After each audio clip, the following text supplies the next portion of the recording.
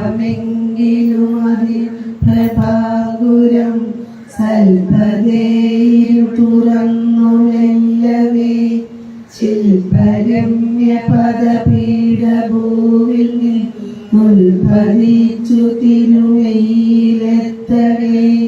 സ്തേമയാർന്ന മണിഭൂഷണത്തിലും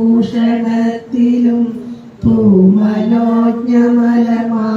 തന്നിലും ഹേമവിഗ്രഹമരീചി തേടുമീ ഓമളപ്രഭതിളങ്ങണേ വിഭോ മാറ്റി നിൻമുഖര സമ്മറച്ചതിൽ പോറ്റി പുൽകരുതുമരേഖകൾ ആറ്റിയെന്ന മണിവാതിലൂടെയും കാറ്റിലാടരുതിരിൻ ശിഖാജലം ചീർത്തി നിന്നൊളി തെളിഞ്ഞു പൊങ്ങിനെ വാത്തിടായിലുമെരിഞ്ഞുമേൽക്കുമേ നേർത്തരീശമിരിയഞ്ചിടുന്ന നിൻ മൂർത്തി മുൻപു നിഴൽ നീങ്ങി നിൽക്കണേ. ഓം ശ്രീനാരായണ പരമഗുരവേ നമഃ.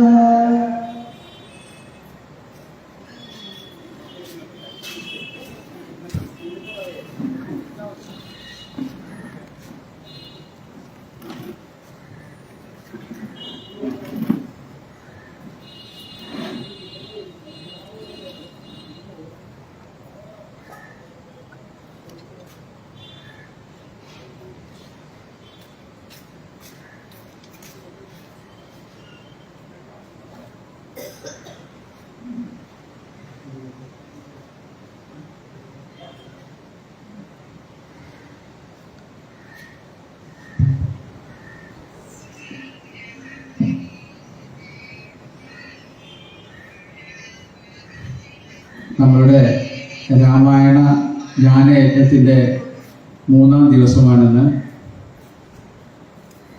ആദ്യത്തെ ദിവസവും രണ്ടാമത്തെ ദിവസവും വളരെ ഭംഗിയായി പ്രഭാഷണങ്ങൾ കഴിഞ്ഞു. ഇന്ന് 3-ാം ദിവസം. ഇന്നും വളരെ ഭംഗിയായി പ്രഭാഷണം നടക്കും. കാരണം സാധാരണ നമ്മൾ തുടങ്ങുമ്പോൾ ഇത്രയൊക്കെ ആളെ എന്നും ഉണ്ടായിരുന്നുള്ളൂ. ഏതാണ്ട് ഒരു 15 മിനിറ്റ് ആകുമ്പോഴേക്ക് കസേരകളെല്ലാം നിറയും. പകുതി ആകുമ്പോഴേക്ക് ഫുള്ളാവും. അതാണ് നമ്മൾ 2-3 ദിവസമായിട്ട് കണ്ടുകൊണ്ടിരിക്കുന്നത്.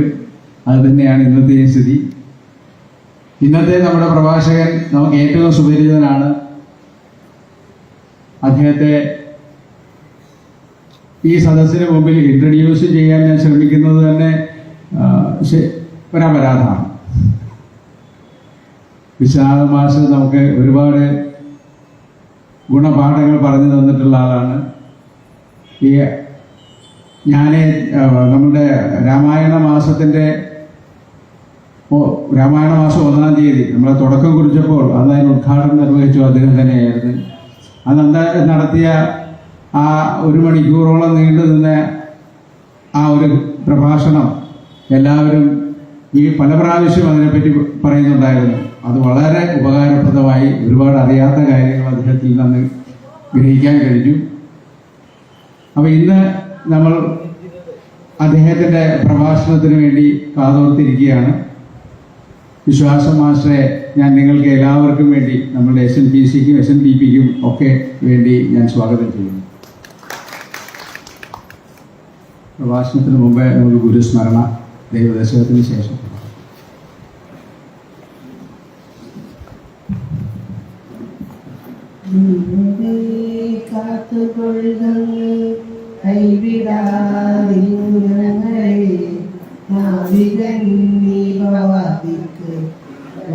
ഇവൻ തോണിൽ പറന്നും ഒന്നൊന്നായി എണ്ണി തൊട്ടെന്നും പൊരുളൊരുങ്ങിയാൽ നിന്നിടും നൃത്ത് പോലുള്ള നിന്നില സ്വന്തമാകണം. അന്യവസ്ത്രാതി മുട്ടാതെ തന്നു രക്ഷിക്ക വിളിച്ചു ഞങ്ങളെ ധന്യരാക്കുന്ന നീയൊന്ന് തന്നെ ഞങ്ങൾക്കു തമ്പുരാൻ. ആഴിയും തിരയും കാറ്റും ആഴവും പോലെ ഞങ്ങളും മായയും നിന്മഹിമയും നീയുമെന്നുള്ളിലാകണം. നീയല്ലോ സൃഷ്ടിയും സൃഷ്ടാവായതും സൃഷ്ടിജാലവും. നീയല്ലോ ദൈവമേ സൃഷ്ടിക്കുള്ള സാമഗ്രിയായതും. നീയല്ലോ മായയും മായാവിയും മായാവിനോദനും.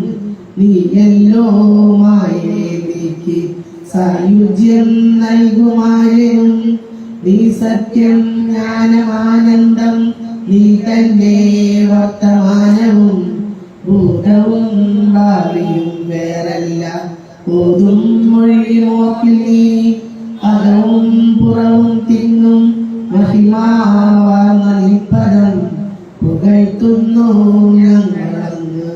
ഭഗവാനെ ജയിക്കുക ജയിക്കുക മഹാദേവ. ദീനാവന പരായണ ജയിക്കുക ചിദാനന്ദ. ദയാസിന്ധോ ജയിക്കുക. ആഴമേറും നിൻമഹസ്സ ആഴിയിൽ ഞങ്ങളാകവേ. ആഴണം വാഴണം നിത്യം വാഴണം വാഴണം സുഖം. ഓം ശ്രീനാരായണ പരമഗുരവേ നമഃ.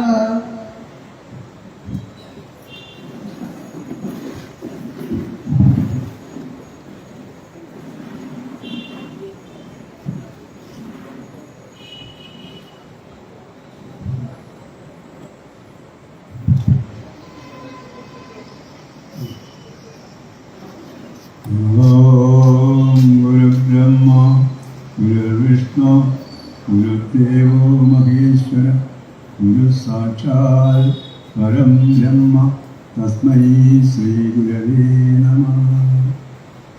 ഓം സഹനാവതു സഹനോ ഭുനക്തു സഹ വീര്യം കരവാവഹൈ തേജസ്വിനാമതീതമസ്തു മാ വിദുഷാമഹൈ. ഓം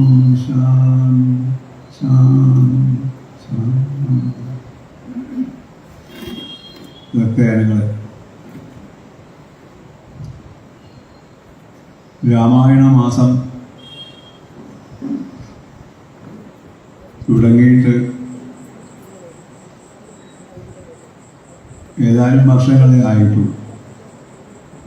കർക്കിടക മാസത്തിൽ രാമായണം വായിക്കുന്ന പതിവ് കേരളത്തിൽ ഉണ്ടായിരുന്നെങ്കിലും 1982 മറ്റോ ആണ് ഇതിൻ്റെ ഓർമ്മ.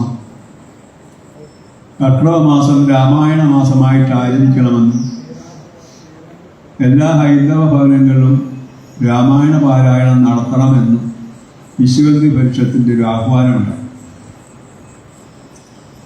അത് ഇവിടുത്തെ പത്രമാധ്യമങ്ങളൊക്കെ വർഗീയവൽക്കുകയാണ് വിശ്വഹിന്ദു പരിഷത്ത് എന്ന് പറഞ്ഞുകൊണ്ട് ആ പ്രസ്താവനയ്ക്കെതിരായിട്ട് പത്രമാധ്യമങ്ങൾ പ്രസ്താവനകൾ നടത്തി. പക്ഷേ വീടുകളിൽ രാമായണ പാരായണം പലയിടത്തും നടന്നു, പ്രഭാഷണങ്ങൾ നടന്നു. അടുത്ത വർഷം മനോരമയും മാതൃഭൂമിയും ഉൾപ്പെടെയുള്ള പത്രങ്ങൾ രാമായണ പ്രഭാഷണ പരമ്പരകൾ എഴുതി അവരുടെ പത്രമാധ്യമങ്ങളിലൂടെ പ്രചരിപ്പിച്ചു തുടങ്ങി. ഏതൊന്നും തുടക്കത്തിൽ കല്ലുകടി ഉണ്ടാകുക പതിവാണ്. പ്രത്യേകിച്ച് ഹൈന്ദവരെ സംബന്ധിച്ച് അവരുടെ ആചാരങ്ങൾ പരസ്യമായി അവർക്ക് പറയുവാൻ ബുദ്ധിമുട്ടാണ്. ബാക്കിയുള്ള എല്ലാ മതങ്ങൾക്കും അവരുടെ ആചാരങ്ങളും അവരുടെ പ്രാർത്ഥനകളും പരസ്യമായി ചെയ്യാം.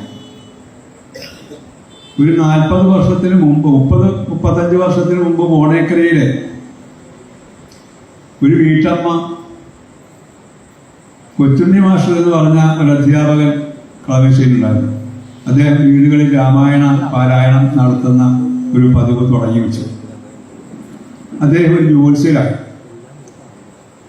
ഏതെങ്കിലും ഒരു കക്ഷി തൻ്റെ പ്രശ്നങ്ങളുമായി സമീപിച്ച് ജ്യോതിഷത്തിലൂടെ പരിഹാരം അദ്ദേഹം നിർദ്ദേശിക്കുന്നത് രാമായണം അല്ലെങ്കിൽ ഭാഗവതം പാരായണം ചെയ്തുകൊണ്ടാണ്. അതിലൊരുപാട് അനുഭവങ്ങൾ ഉണ്ടായതുകൊണ്ട് അതിന് നല്ല പ്രചാരം കിട്ടി. ഇപ്പോഴേക്കാൾ അപൂർവം വീടുകളിലൊക്കെ വരികയും ചെയ്തു. ഒരു വീട്ടമ്മ അവരുടെ വീട്ടിലെ കാര്യങ്ങളൊക്കെ വളരെ സങ്കടത്തോടുകൂടി ഇദ്ദേഹത്തോട് പറഞ്ഞു. അപ്പോൾ അദ്ദേഹം പറഞ്ഞു, നമുക്ക് രാമായണം വായിക്കാം. അവരതങ്ങ് മിണ്ടിയില്ല. എന്നോട് വന്ന് പറഞ്ഞു, ആ മാഷിനോട് പറ രാമായണം വായിക്കാതെ വേറെ എന്തെങ്കിലും അമ്പലത്തിൽ പൂജ വല്ലതും പറഞ്ഞതാ. ഞാൻ ചോദിച്ചു, എന്താ രാമായണം വായിച്ചാൽ? അയലത്തുകാരൊക്കെ കേൾക്കും. അയലത്തുകാർ കേൾക്കും രാമായണം വായിച്ചാൽ. നമ്മുടെ അവസ്ഥ അങ്ങനെ ആയിരുന്നു. അതുകൊണ്ട് തന്നെ ആയിരിക്കണം രാമായണത്തിന് വലിയ പ്രചരണം ഈ ഭാഗത്തില്ലായിരുന്നു. 98 NSSന്റെ നേതൃത്വത്തിൽ റെയിലിനപ്പുറത്ത് പാരായണം നടത്തുമ്പോഴും പല വീടുകളിലും രാമായണം ഇല്ലായിരുന്നു. പലർക്കും പാരായണം ചെയ്യാൻ അറിഞ്ഞുകൂടായിരുന്നു. അവരെ അത് പഠിപ്പിക്കുകയും പൂണേക്കാവിലെ ആ വർഷം രാമായണ പാരായണം തുടങ്ങി വെക്കുകയും ചെയ്തു. അവർക്ക് ഭയമായിരുന്നു 30 ദിവസം വായിക്കാൻ ആളിനെ കിട്ടുമോ എന്ന്. ഞാനും ജയരായും കൂടി തുടങ്ങി വെച്ചു. അത് പിന്നീട് 3 ദിവസം കഴിഞ്ഞ് ഞങ്ങൾ പിന്മാറിക്കൊടുത്തു. കാരണം അവിടെ ആൾ വന്നു. അതിനുശേഷമാണ് ഇവിടെ തുടങ്ങിയത്. തടസ്സങ്ങളൊക്കെ ഇവിടെ ഉണ്ടായി, എങ്കിലും അത് തട്ടിയും പോയി. ഇപ്പോൾ നല്ല രീതിയിലേക്ക് പാരായണത്തിലേക്ക് എത്തിക്കഴിഞ്ഞു.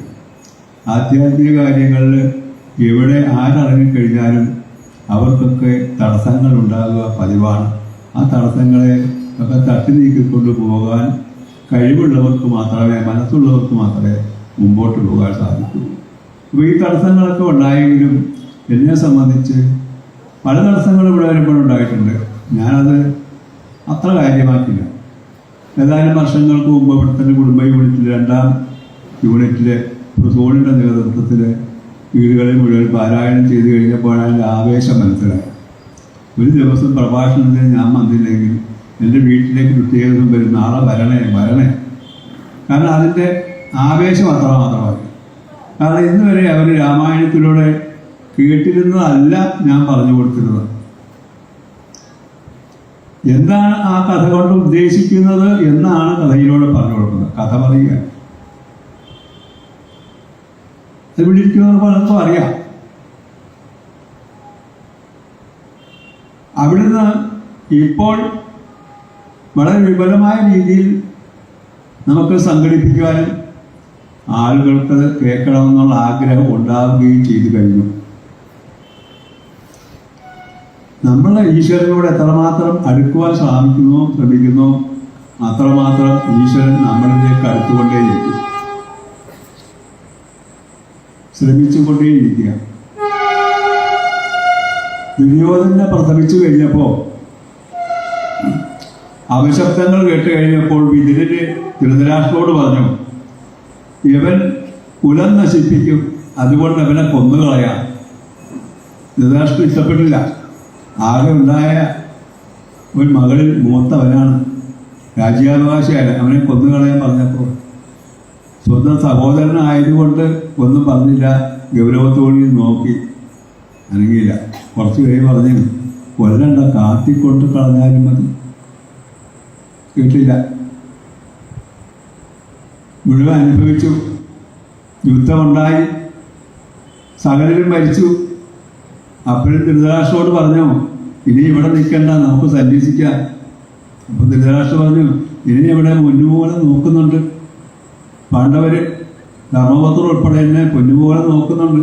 അതുകൊണ്ട് ഞാനിവിടെ ഇന്നോട്ടെ. ആ രാജഭോഗത്തിലുള്ള ആർത്തി.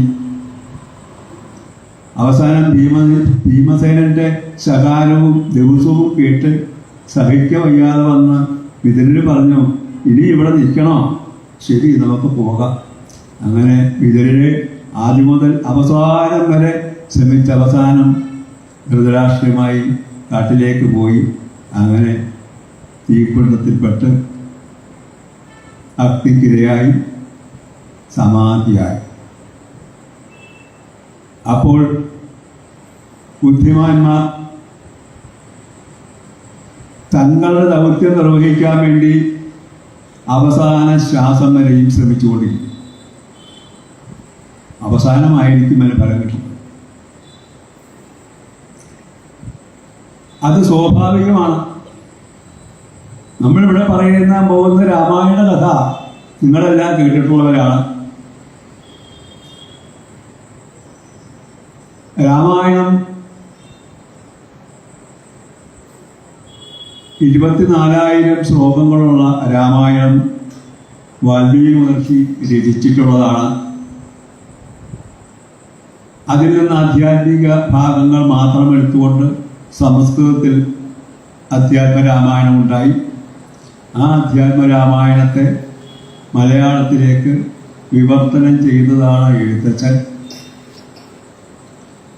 എഴുത്തച്ഛനെയാണ് നമ്മൾ ഏറ്റവും കൂടുതൽ സ്മരിക്കേണ്ടത്. കാരണം ഇങ്ങനെയൊരു ഭാഗവതവും രാമായണവും മഹാഭാരതവും ഇതുപോലെ രചിക്കാൻ ഒരാളില്ലായിരുന്നെങ്കിൽ നമുക്ക് എന്തുണ്ടാകുമായിരുന്നു?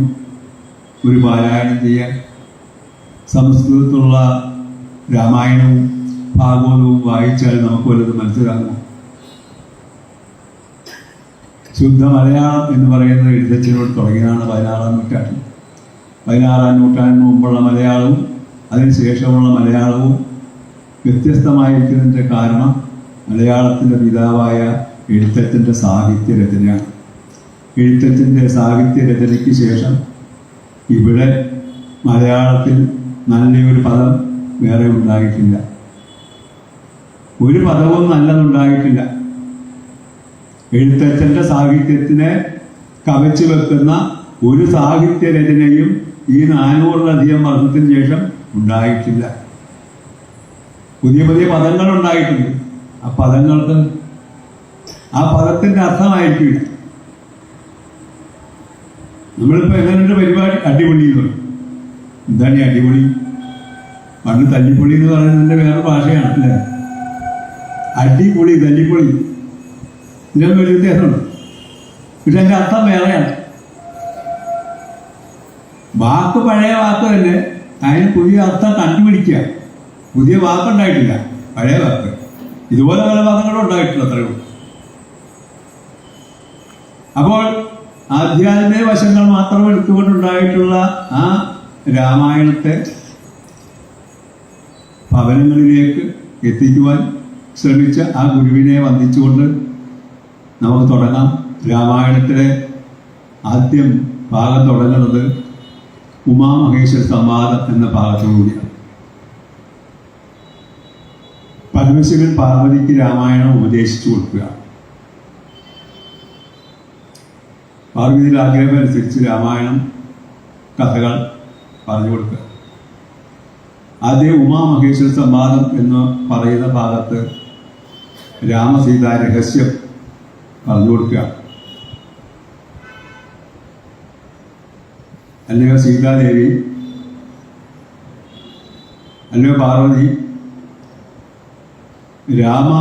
രാവണ യുദ്ധം കഴിഞ്ഞ് രാവണനെ വധിച്ചു കഴിഞ്ഞ്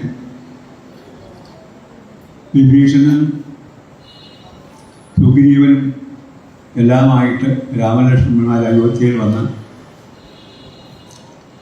പട്ടാഭിഷേകം കഴിഞ്ഞു. എല്ലാവരും പോയി കഴിഞ്ഞു. അതിഥികളായി വന്നവർ മുഴുവൻ പോയി കഴിഞ്ഞു.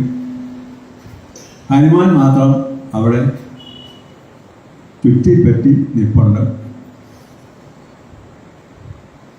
ശ്രീരാമചന്ദ്രൻ സീതാദേവിയോട് പറയുകയാണ്, അല്ലയോ സീതയെ, ഹനുമാൻ നമ്മളെ ചുറ്റി നിൽപ്പുണ്ട്. ഹനുമാൻ എന്ന് പറയുന്നത് വായുവാണ്. നിന്നിലും എന്നിലുമുള്ള ആ ശ്വാസം തന്നെയാണ് ഈ ഹനുമാൻ. ഹനുമാന് നമ്മുടെ രഹസ്യമാണ് അറിയേണ്ടത്, അത് പറഞ്ഞു കൊടുക്കണം എന്ന് പറയുമ്പോൾ സീതാദേവി ഹനുമാനോട് പറയുകയാണ്, അല്ലയോ ഹനുമാനെ, ഹനുമാൻ രാവണ യുദ്ധത്തിന് ചുക്കാൻ പിടിച്ച ഏറ്റവും വലിയ ദയാളിയാണ്, ഏറ്റവും വലിയ യോദ്ധാവ്. എല്ലാ കഥകളും കണ്ടു കഴിഞ്ഞു. രാമന്റെ ജനനത്തെക്കുറിച്ച് കേട്ടിട്ടുണ്ട്, സീതാ സ്വയംവരം കണ്ടിട്ടുണ്ട്, തടകാവധത്തെക്കുറിച്ച് കേട്ടിട്ടുണ്ട്. അങ്ങനെ വാലിവധം, അങ്ങനെ ധാരാളം സംഭവങ്ങൾ കഴിഞ്ഞ് രാമരാവണ യുദ്ധവും കഴിഞ്ഞു. യുദ്ധത്തിൽ രാവണനെ കൊന്നു. രാമൻ ഇവിടെ വന്നു. പട്ടാഭിഷേകം കഴിഞ്ഞു ഭരണം തുടങ്ങി. രാമന്റെ വീരപരാക്രമങ്ങൾ മുഴുവൻ ഹനുമാൻ കണ്ടു കഴിഞ്ഞു. ഈ കണ്ടതൊക്കെ രാമൻ ചെയ്തു എന്ന് പറയുന്നത് ഹനുമാൻ ധരിക്കുന്നെങ്കിൽ അത് തെറ്റാണ്.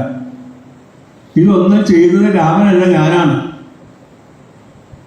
സീത ഹനുമാനോട് പറയുകയാണ്, ഈ സംഭവങ്ങൾ ഒന്നും തന്നെ രാമൻ ചെയ്തതല്ല, മൂലപ്രകൃതിയായ ഞാൻ ചെയ്തതാണ്. രാമൻ എന്ന് പറഞ്ഞാൽ നിർഗുണ പരബ്രഹ്മമാണ്. ഈ പ്രപഞ്ചത്തിലെ എല്ലാ ജീവജാലങ്ങളിലും ഒതുങ്ങി നിൽക്കുന്ന നിർഗുണ പരബ്രഹ്മമാണ്. ഈ പരബ്രഹ്മത്തിന് യാതൊന്നും ചെയ്യാൻ പറ്റില്ല. അതിനൊരു വസ്തുവും ചലിക്കാൻ പറ്റില്ല, ഒന്നും ചെയ്യാൻ സാധിക്കില്ല. ഞാനാണ് മൂലപ്രകൃതിയാകുന്ന ഞാനാണ് ഇതെല്ലാം ചെയ്യുന്നത്. പക്ഷേ എനിക്കിത് ചെയ്യണമെങ്കിൽ ആ രാമനാകുന്ന പരബ്രഹ്മത്തിലെ ശക്തി ഉണ്ടെങ്കിൽ മാത്രമേ എനിക്ക് ചെയ്യാൻ സാധിക്കുള്ളൂ. രാമനാകുന്ന പരബ്രഹ്മത്തിന്റെ ശക്തി ഉണ്ടെങ്കിൽ മാത്രമേ എനിക്കിതൊക്കെ ചെയ്യാൻ സാധിക്കുള്ളൂ. ആ പരബ്രഹ്മത്തിന്റെ ശക്തി ഇല്ലെങ്കിൽ എനിക്കൊന്നും ചെയ്യാൻ സാധിക്കില്ല. ഈ പ്രപഞ്ചത്തിൽ നിറഞ്ഞു നിൽക്കുന്ന ആ ശക്തിയാണ് രാമനായിട്ട് കാണുന്നത്. ആ ശക്തിയാണ് പ്രപഞ്ചത്തിലെ എല്ലാ ജീവജാലങ്ങൾക്കും ചലനശക്തി കൊടുക്കുന്നത്. എല്ലാ ജീവജാലങ്ങളും ഞാനാണ്, മൂലപ്രകൃതിയാണ്. ഇത് നമ്മുടെ കുടുംബത്തിന്റെ രഹസ്യം കൂടിയാണ്. രാമ സീത രഹസ്യം മാത്രമല്ല, നമ്മുടെ കുടുംബങ്ങളിൽ ഭാര്യാഭർത്താക്കന്മാർ തമ്മിൽ എങ്ങനെ ആയിരിക്കണം എന്ന് പറഞ്ഞു തരികയാണ്. ഇവിടെ ഒരു മൂലപ്രകൃതിയുണ്ട്, ഒരു പരബ്രഹ്മവുമുണ്ട്. കുടുംബത്തിലെ കുടുംബനാഥൻ ജോലി ചെയ്ത് പണം കൊണ്ടുവന്ന് മേശപ്പുറത്ത് വെച്ച് കഴിയുമ്പോൾ ആ 500 നോട്ടിന് ഒന്നും ചെയ്യാൻ സാധിക്കില്ല. നിർഗുണ പരബ്രഹ്മത്തിന്റെ ഉദാഹരണം പറയാണ്. ആ 500 നോട്ടിന് യാതൊന്നും ചെയ്യാൻ സാധിക്കില്ല. മൂലപ്രകൃതിയാകുന്ന കുടുംബനാഥ ആ പണമെടുത്ത് വേണ്ട സാധനങ്ങൾ വാങ്ങിച്ച് പാകപ്പെടുത്തി എല്ലാവർക്കും കൊടുത്തു കഴിയുമ്പോഴാണ് ആ കുടുംബമാകുന്നത്. ആ നോട്ട് അവിടെ ഇരിക്കുകയും അമ്മമാർ ഇവിടെ ഇരിക്കുകയും ചെയ്താൽ കുടുംബം പട്ടിണിയാകും. അവിടെ ആരാണ് വലുത് ആരാണ് ചെറുത് എന്നുള്ളതില്ല. രണ്ടുപേരും കൂടി ചേരുമ്പോൾ മാത്രമേ അവിടെ പൂർണ്ണതയിലെത്തുന്നുള്ളൂ. അടുക്കളപ്പണി ചെയ്യുന്ന കുടുംബനാഥയ്ക്ക് ഒരു വിലയുമില്ല. അടുത്ത കാലത്ത് ഒരു ആക്സിഡന്റ് ക്ലെയിം പെറ്റീഷനിൽ ഇൻഷുറൻസ് കമ്പനി വീട്ടമ്മയ്ക്ക് ജോലിയില്ല, അതുകൊണ്ട് തുക അനുവദിക്കാൻ സാധിക്കില്ല. നഷ്ടപരിഹാരം കൊടുക്കാൻ അവർക്ക് സ്വന്തമായ വരുമാനമില്ല. കോടതി ചോദിച്ചു, ഈ പണിക്കൊരാളിനെ അവിടെ കൂലിക്ക് നിർത്തിയാൽ എത്ര രൂപ കൊടുക്കുമോ അത്രയും രൂപ കണക്കാക്കിക്കൊണ്ട് അവർക്ക് നഷ്ടപരിഹാരം കൊടുത്തിരിക്കണം. കാരണം ആ സ്ത്രീ അവിടെ വീട്ടു ജോലി ചെയ്യുമ്പോൾ അവരുടെ ഭർത്താവ് വേറെ ജോലിക്ക് പോകുന്നുണ്ട്. അതുകൊണ്ട് അവർക്ക് ജോലിക്ക് പോകാൻ സാധിക്കുന്നില്ല. അതിന് പകരം ഒരാളിനെ അവിടെ നിർത്തുകയാണെങ്കിൽ എത്ര രൂപ കൊടുക്കണമോ ഇന്നത്തെ കണക്ക് അതനുസരിച്ച് കണക്കാക്കിക്കൊണ്ട് 30 വർഷത്തെ അവരുടെ വരുമാനം കണക്കാക്കി അവർക്ക് നഷ്ടപരിഹാരം കൊടുക്കണം എന്ന് കോടതി പറഞ്ഞപ്പോഴാണ് ഒരു വീട്ടമ്മയുടെ വില ഇൻഷുറൻസ് കമ്പനിക്ക് മനസ്സിലായത്. അപ്പൊ നമ്മുടെ കുടുംബത്തിൽ ഭാര്യാഭർത്താക്കന്മാര് ഞാനാണോ വലുത് നീയാണോ വലുത് എന്ന് ചോദിക്കാൻ പാടില്ല. രണ്ടുപേരും തുല്യരാണ്. ശ്രീ പരമേശ്വരൻ എന്ന് പറയുന്ന ആ ശക്തി പുരുഷനും സ്ത്രീയും കൂടി ചേർന്ന അർത്ഥനാരീശ്വര സങ്കല്പത്തിന്റെ രഹസ്യം ഇതാണ്. ഒരു പുരുഷൻ തന്നെ നിന്നാൽ ഒന്നുമാകില്ല, സ്ത്രീ തന്നെ നിന്നാൽ ഒന്നുമാകില്ല. രണ്ടുപേരും കൂടി ഐക്യത്തോടെ നിൽക്കുമ്പോൾ മാത്രമേ ആ കുടുംബം കുടുംബമാകൂ എന്ന ഒരു പാഠം ഈ ഉമാമഹേശ്വര സംവാദത്തിലൂടെ തുടങ്ങി ഗ്രഹിച്ചുകൊണ്ട് നമുക്കിനി ബാക്കി ഭാഗങ്ങളിലേക്ക് പതുക്കെ പറയാൻ പറ്റുന്നിടത്തോളം പറഞ്ഞു പോകാം. ദശരഥ മഹാരാജാവിന് പുത്രന്മാരില്ലായിരുന്നു. പുത്രകാമേഷ്ടി നടത്തി. അങ്ങനെ ഭാര്യമാർ 3 പേരും ഗർഭിണികളായി. ആ ഗർഭിണികളാകുന്ന സമയത്ത് ഗർഭരക്ഷകൾ ചെയ്തു. വേണ്ടതൊക്കെ സീമന്തം, പുംസവനം തുടങ്ങിയ കർമ്മങ്ങളൊക്കെ ചെയ്യിച്ചു. ബ്രാഹ്മണർക്ക് വസ്ത്രങ്ങളും അന്നങ്ങളും തലവും ഒക്കെ കൊടുത്തു. അങ്ങനെ നാട്ടിലുള്ളവരെ മുഴുവൻ സന്തോഷിപ്പിച്ചു. ഒരു സ്ത്രീ ഗർഭിണിയാകുമ്പോൾ പരമാവധി ആ സ്ത്രീക്ക് സന്തോഷകരമായ ഒരു അന്തരീക്ഷം കിട്ടിയില്ല എങ്കിൽ ഉണ്ടാകുന്ന കുട്ടി അതനുസരിച്ച് സൽസ്വഭാവിയായില്ല എന്ന് വരാം. ഒരു കുട്ടിയുടെ സ്വഭാവ രൂപവൽക്കരണം നടക്കുന്നത് ഗർഭകാലം മുതലാണ്. കുട്ടിയെ വളർത്തുദോഷം കൊണ്ട് സംഭവിച്ചു എന്ന് പറയുന്നതിന് അർത്ഥവുമില്ല. വളർത്തുദോഷത്തിന് കാര്യമുണ്ടാകാം. ഗർഭാവസ്ഥയിൽ വരുന്ന ജനിച്ചു വരുന്ന കുട്ടി അച്ഛനോട് സ്നേഹം കൂടുതൽ, അമ്മയോട് വിരോധം കാണിക്കുന്നു. അമ്മമ്മയോട് വിരോധം കാണിക്കുന്നു, അല്ലെ അമ്മമ്മയോട് കൂടുതൽ സ്നേഹം കാണിക്കുന്നു. അച്ഛൻ്റെ സഹോദരിയോട് കൂടുതൽ അടുപ്പം കാണിക്കാം, അല്ലെങ്കിൽ അകർച്ച കാണിക്കാം, അല്ലെങ്കിൽ മുൻകോപിയായിരിക്കാം. പലതും നമുക്ക് കാണാറുണ്ട് കുട്ടികൾ. ഇതൊക്കെ ഗർഭാവസ്ഥയിൽ ആ സ്ത്രീക്ക് കിട്ടിയ പരിരക്ഷയുടെ കുറവിൻ്റെയും കൂടുതലിൻ്റെയും വ്യത്യാസമനുസരിച്ചുണ്ടാകുന്നതാണ്. ചില വീടുകളിൽ ചെല്ലുമ്പോൾ ചില കുട്ടികൾ നിസാര കാര്യം പറയുമ്പോൾ കരയും. എന്തിനോട് പേടിയാണ് എന്ന് പറയുമ്പോൾ അവരോട് ചോദിച്ചിട്ടുണ്ട്, ഈ കുട്ടിയെ ഗർഭിണിയായിരിക്കുമ്പോൾ വേദനിച്ചിട്ടുണ്ടോ എന്ന് പറയുമ്പോൾ കണ്ണ് നിറഞ്ഞ് കരയുന്ന അവസ്ഥയുണ്ടായിട്ടുണ്ട്. കണ്ണ് നിറയുന്ന കണ്ടിട്ടുണ്ട്. അതിനെ ഭീഷണിപ്പെടുത്തിയവർ ആരൊക്കെയാണോ അവരാണ് ഉത്തരവാദി. അങ്ങനെയാണ് കുട്ടി ആയിത്തീർന്നത്. അവരുടെയൊക്കെ ശത്രുവായിരിക്കും കുട്ടി. 4 വയസ്സുള്ള കുട്ടി തൻ്റെ മുത്തശ്ശിയെ വെറുതെ ഇരിക്കുമ്പോൾ നെഞ്ചത്തിരിക്കുന്ന ഒരു സംഭവം പറഞ്ഞു. വെറുതെ ഇരിക്കുമ്പോൾ ആ തള്ളയാണ് പറഞ്ഞത്. വെറുതെ ഇരിക്കുമ്പോൾ അമ്മ ഇടിച്ചിട്ട് പോയി. 4 വയസ്സേ ഉള്ളൂ. അതിൻ്റെ അമ്മയോട് ചോദിച്ചു, ഇതെന്താ ഇങ്ങനെ കാരണം? ഗർഭിണിയായിരുന്നപ്പോൾ എങ്ങനെ ആയിരുന്നു വല്ല അറിയാമോ? എന്നെ ഒരുപാട് വിഷമിപ്പിച്ചിട്ടുണ്ട്, ഞാൻ കരഞ്ഞിട്ടുണ്ട് ഒരുപാട്. അപ്പോൾ അതിൻ്റെ പ്രതികാരം വളർന്നു വരുമ്പോൾ തീർക്കുന്നതാണ്. അമ്മയുടെ ശത്രുക്കളായിട്ട് കുട്ടികൾ ജനിക്കാറുണ്ട്. കാരണം അവിടെ കിടക്കുന്ന സമയത്ത് ആ അമ്മ ആവശ്യമില്ലാത്ത രീതിയിൽ അതിൻ്റെ അച്ഛനെ വിഷമിപ്പിച്ചിട്ടുണ്ടാവും. അത് മുഴുവൻ ഇതറിഞ്ഞിട്ട് അമ്മയുടെ ശത്രുവായിട്ട് ഇരിക്കും. അച്ഛൻ അമ്മയെ വിഷമിപ്പിച്ചിട്ടുണ്ടെങ്കിൽ അച്ഛൻ്റെ ശത്രുവായിരിക്കും. ഇതൊക്കെ ഓരോന്നും ഗവേഷണം നടത്തിയിട്ട് പറയുന്നത് നിങ്ങൾക്ക് അന്വേഷിക്കാൻ. ഏതെങ്കിലും കുട്ടികൾ അച്ഛൻ്റെ ശത്രുവായിട്ട് 5-6 വയസ്സുള്ളപ്പോൾ അല്ലെങ്കിൽ 10 വയസ്സുള്ളപ്പോൾ കാണുന്നെങ്കിൽ ആ കുട്ടിയെ ഗർഭിണിയായിരിക്കുന്ന അമ്മയോട് ഈ അച്ഛൻ എങ്ങനെ പെരുമാറിയത് നിങ്ങൾ സ്വയം അന്വേഷിച്ചു പോകണം. നമ്മുടെ കുടുംബങ്ങളുണ്ടല്ലോ, പിറങ്ങ് അന്വേഷിച്ചു പോകണ്ടല്ലോ. ഞാൻ എൻ്റെ കുടുംബങ്ങളിലുള്ള പലതും, എൻ്റെ മരുമകളെ ഉൾപ്പെടെ, എൻ്റെ മകളെയും മരുമകളെയും എൻ്റെ സഹോദരങ്ങളുടെ മക്കളെയും ഒക്കെ പരിശോധിച്ചതിന് ശേഷം വളരെ വ്യക്തമായ മറുപടിയാണ് പറഞ്ഞത്. 90% ഗർഭകാലത്തെ പരിരക്ഷയുടെ കുറവും കൂടുതലും അനുസരിച്ചാണ് ഉണ്ടാകുന്നത്. അപ്പോൾ കുട്ടിയുടെ സ്വഭാവ രൂപവൽക്കരണം നടക്കുന്നത് ഗർഭകാലം മുതലാണ്.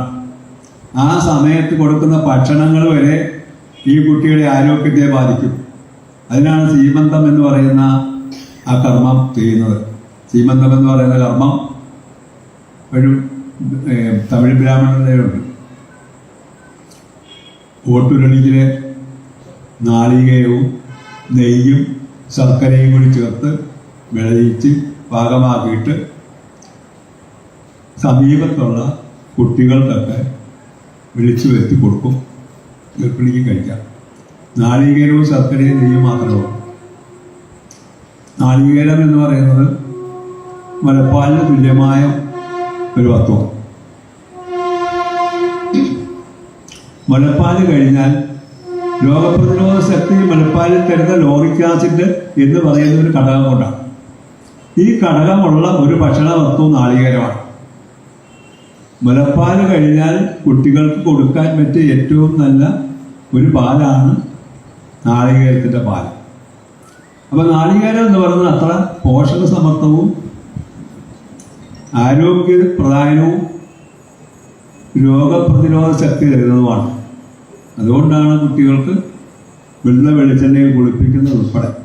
അപ്പോൾ ഗർഭിണിയായിരിക്കുമ്പോൾ ഈ പറയുന്ന പലഹാരം കൊടുക്കുന്നത് ബുദ്ധിശക്തിയുള്ള കുട്ടി ഉണ്ടാകുവാനും ആരോഗ്യമുള്ള കുട്ടി ഉണ്ടാകാനും ഒക്കെ മുൻകാലങ്ങളിൽ ചെയ്തിരുന്നതാണ്.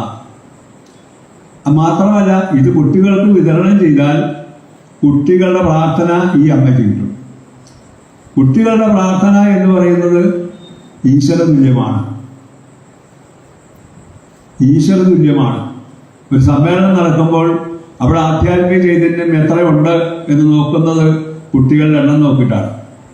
അങ്ങനെ കുട്ടികൾ കൂടുതലുള്ള വേദികളിൽ നമ്മൾ സംസാരിക്കാൻ ചെന്നിരുന്നാൽ നമുക്ക് പറയേണ്ട കാര്യങ്ങൾ വേഗം വന്നുകൊണ്ടിരിക്കും. കാരണം അവിടെ ചൈതന്യം ഉണ്ടെന്നുള്ളത് നോക്കാം. അപ്പൊ അങ്ങനെയുള്ള കുട്ടികളെ സന്തോഷിപ്പിക്കുക ഗർഭിണിയായിരിക്കുമ്പോൾ. അപ്പോൾ ഈ ചേച്ചിക്ക് നല്ല സുഖപ്രസവം ഉണ്ടാകണമെന്നുള്ള ആഗ്രഹം കൊണ്ടല്ല, ചേച്ചിയോട് അവർക്കൊരു സന്തോഷം ഉണ്ടാവും. അവരുടെ മനസ്സ് അതിലൂടെ അടുക്കും. അങ്ങനെ കുട്ടികളുടെ സ്നേഹം സമ്പാദിക്കണം. അതിനു വേണ്ടി കൂടിയാണ് ഇത് കുട്ടികൾക്ക് കൊടുക്കുന്നത്. ഇപ്പോഴും നമുക്ക് അത് നിന്ന് പോയെങ്കിലും പലഹാരങ്ങൾ കൊണ്ടുവരും ഗർഭിണികൾക്ക്. ഈ പലഹാരങ്ങളൊക്കെ വീട്ടിലിരിക്കുന്ന തിന്നാനുള്ളതല്ല, അടുത്ത വീടുകളിലെ കുട്ടികൾക്ക് കൊടുക്കാനുള്ളതാണ്. പലർക്കും അറിഞ്ഞൂടാ. ഒരിക്കൽ പറഞ്ഞപ്പോൾ എന്നോട് പറഞ്ഞു, എൻ്റെ ചേട്ടോ ഞാനിതൊന്നും പറഞ്ഞാൽ ഞാൻ ഭാര്യയും മാത്രമേ ഉള്ളൂ, കുറേ കിട്ടി തിന്ന് അതാണ് ഒരാഴ്ച ആശുപത്രി കിടന്നു. പുള്ളിക്ക് കിട്ടിയൊക്കെ പുള്ളി തിന്ന്. നാട്ടിൽ ചുറ്റുപാടുള്ള ആർക്കും കൊടുത്തില്ല. ഇത് അറിഞ്ഞുകൂടാ. അല്ലെങ്കിൽ ഇതിനെ ദാനം ചെയ്യാൻ, അന്നദാനം നടത്താനുള്ള മനസ്സും വേണം. അപ്പൊ ഇപ്പോഴും ഉണ്ട് ഈ പലഹാരം കൊണ്ടുവരുന്നത് ഈ സ്ത്രീക്ക്. ഇതിനാൽ അതിന് ഇഷ്ടമുള്ളിടത്ത് കഴിച്ചിട്ട് വാക്കുകൾ വെച്ചേക്കും. മിക്കവാറും പലതൊന്നും കഴിച്ചില്ല. ഇത് അടുത്തുള്ള വീടുകളിലെ കുട്ടിക്ക് കൊടുക്കാൻ വേണ്ടിയുള്ള ഒരു ആചാരത്തിന്റെ ഭാഗമാണ്. ഇന്നും അത് അറിയാൻ വയ്യാത്തവരാണ് നമ്മൾ നൽകും. അപ്പോ ഗർഭരക്ഷകൾ ഒരു കുട്ടിയുടെ സ്വഭാവ രൂപീകരണത്തെ എങ്ങനെ ബാധിക്കുന്നു എന്ന് സിംബോളിക്കായിട്ടിവിടെ പറഞ്ഞുകൊണ്ടാണ് പോകുന്നത്. അങ്ങനെ ഗർഭരക്ഷകൾ കഴിഞ്ഞു. അവരുടെ ജനനമായി രാമനും ലക്ഷ്മണനും ഭരതനും ശത്രുഘ്നനും ഒക്കെ. അതിനെക്കുറിച്ച് നമ്മൾ നാളെ പേരൊന്നും പറയണ്ടല്ലോ. അങ്ങനെ അവർക്ക് പേരിട്ടു. അത് നമുക്ക് പാഠമാണ്. സൂര്യവംശത്തിലെ രാജാക്കന്മാർ പേരിടുമ്പോൾ സൂര്യന്റെ പേരാണ് ഇടാറുള്ളത്. ഇപ്പോൾ തിരുവിതാംകൂർ കൊച്ചി രാജാക്കന്മാർ സൂര്യവംശത്തിൽപ്പെട്ടവരാണ്.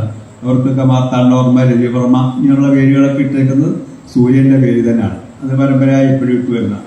അങ്ങനെ രാമൻ സൂര്യവംശത്തിൽപ്പെട്ടതായതുകൊണ്ട് സൂര്യന്റെ നാമമായ രാമൻ ഇട്ടു. പക്ഷെ ഭരതന് ഭരണ നിപുണൻ എന്നുള്ള വാക്ക് കൊടുത്തത് കാരണം രാമന് അർഹതപ്പെട്ട രാജ്യം 14 വർഷം കെയർടേക്കറായിട്ട് ഭരതന് ഭരിക്കേണ്ടി വന്നു. കാരണം ആ പേരിന്റെ മഹത്വമാണ്. കുട്ടികൾക്ക് നല്ല പേരിട്ട് കൊടുത്തെങ്കിൽ മാത്രമേ അവരെ ഉന്നത സ്ഥാനങ്ങളിൽ എത്തുകയും ലോകം അറിയപ്പെടുകയും ചെയ്യുള്ളൂ. ലോകം അറിയപ്പെടണ്ടേ? പേരെഴുതിട്ടാലും കുഴപ്പമില്ല. അവർ ജോലി ചെയ്ത് ശമ്പളം ഉണ്ടാക്കും, അന്തസ്സായിട്ട് ജീവിക്കും. പക്ഷെ അവരെ അറിയപ്പെടാതെ പോകും. അറിയപ്പെടണമെങ്കിൽ നല്ല പേര് കുട്ടികൾക്ക് ഇട്ട് കൊടുക്കണം. ഇന്ത്യൻ പ്രസിഡന്റ് മുതൽ ആദ്യത്തെ രാജേന്ദ്ര പ്രസാദ് മുതൽ ഇങ്ങോട്ട് ഇന്ത്യൻ പ്രധാനമന്ത്രി ഉൾപ്പെടെ കേരളത്തിലെ മുഖ്യമന്ത്രി ഉൾപ്പെടെ നമ്മൾ ആരുടെ എല്ലാം പേരെടുത്ത് നോക്കി അവരുടെയൊക്കെ പേരുകൾക്ക് എത്ര ഉന്നതമായ പേരുകളാണ് അവരുടെയൊക്കെ പേരുകൾ. ഇതിൻ്റെയൊക്കെ അർത്ഥം നോക്കണം. അപ്പം നല്ല പേരുകൾ ഇട്ട് കൊടുക്കുക, അർത്ഥമുള്ള പേരിട്ട് കൊടുക്കുക.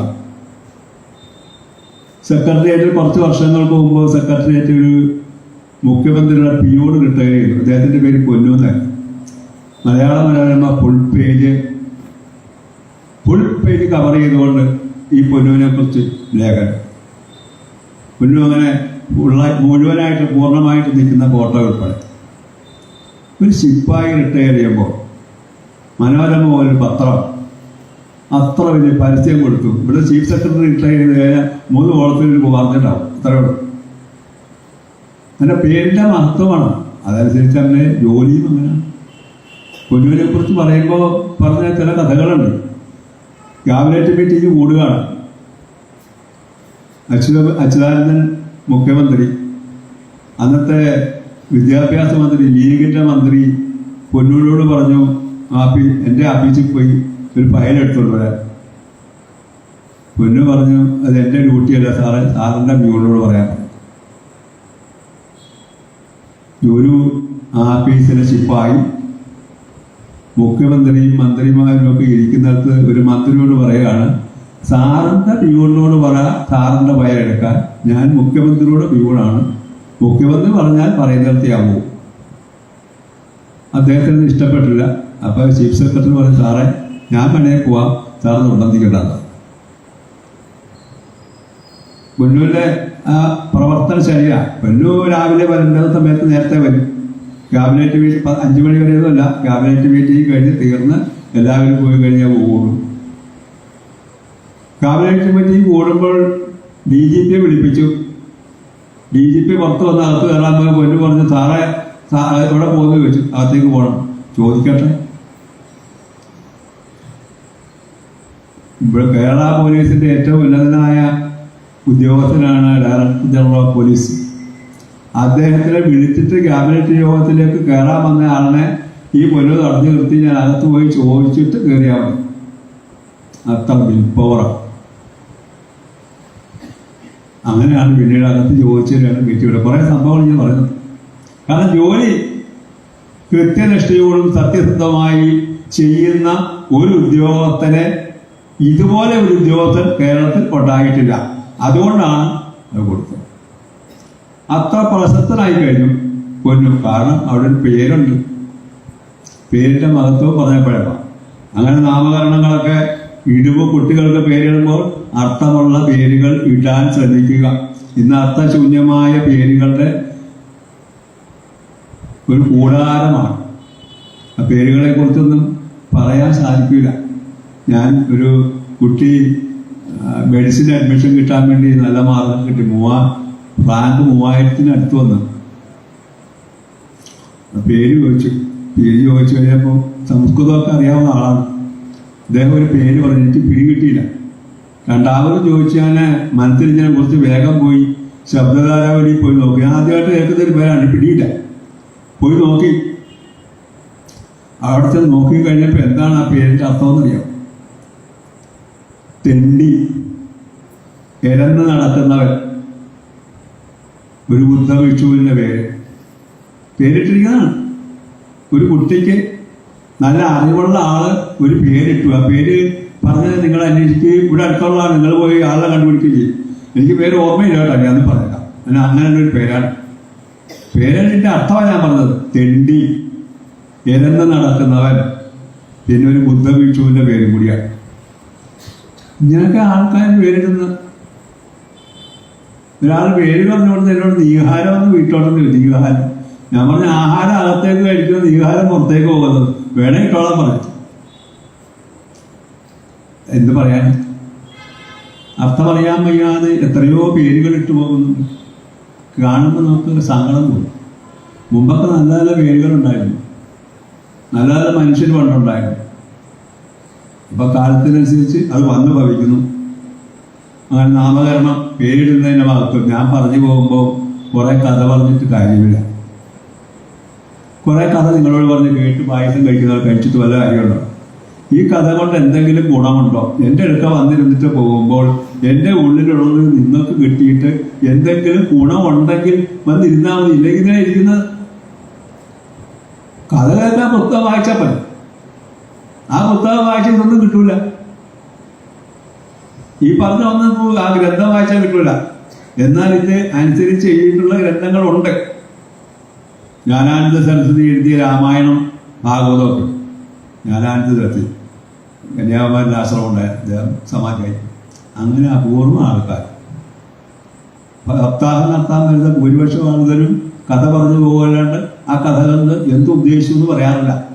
അങ്ങനെ പറയുന്ന ആൾക്കാരെ അപൂർവമേ ഉള്ളൂ.